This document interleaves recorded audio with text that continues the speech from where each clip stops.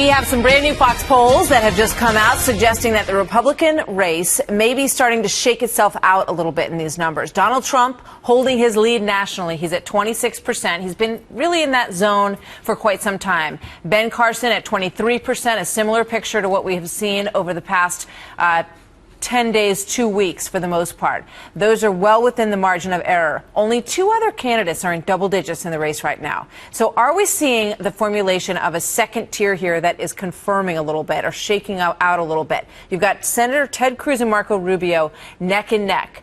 Meanwhile, Trump stepping up his attacks on the others. I don't really understand the Ben Carson thing because he's not going to be able to negotiate with China and trade. He knows nothing about it. I don't believe that he can do well with any of the trade pacts. I don't believe he can do well with the military. I like him as a person, but it's just not going to happen. Marco Rubio has a disaster on his finances. He has a disaster on his credit cards. When you check his credit cards, take a look at what he's done with the Republican Party when he had access, what he had to put back in, and whether or not something should have happened. Jeb is a low-energy person. Ben Carson is super low energy. I mean, you need there's an article today that he falls asleep every time he gets into a car. I mean, you can't make it up, right? Chief political correspondent Carl Cameron joins us live in Concord, New Hampshire this morning. Carl. Hi, Martha. Well, the battle between these candidates is obviously amplifying virtually every day.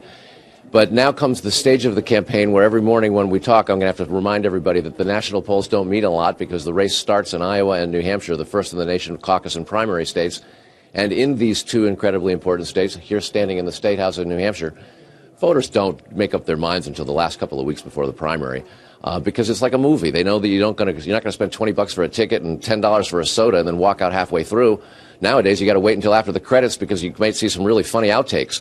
And last time around, Hillary Clinton didn't cry until the last week before the election here in New Hampshire, and that saved her after having lost in Iowa. So national polls being what they are, here's where it's happening. And yesterday we had Donald Trump here filing the first Republican candidate for the ballot, Martin O'Malley, the Democrat, the first Democrat to do so. And in just a short time, Marco Rubio will be here, and he'll do so. And Marco Rubio and Jeb Bush and Donald Trump are in a battle. Yesterday, Trump dumped all over Marco Rubio, and we caught up with him here in the Granite State, the first of the nation primary state, and asked him a little bit about it. And he was amusingly benevolent towards Trump, who's been giving him a hard time about his credit cards and his personal spending over the years, which he says, if you look at it, is not an issue, but still Trump is raising questions. Watch. Well, I don't know what he's talking about. I don't have any debt in the world except my mortgage on our home that I own with our family. But he always gets weird whenever his poll numbers get a little down. He kind of goes off a little bit. So I guess that's what's happening. We're going to focus on our campaign, and we'll pray for Donald that he'll find some peace. In the next couple of seconds, there will be pandemonium here as Rubio and his entourage packs this small suite of offices in the State House. Yesterday, when Trump was here, one of his staffers was essentially trying to unpeel a Trump sticker, and it ended up on the 100-year-old antique desk, and the staffers had to take it off with peanut butter.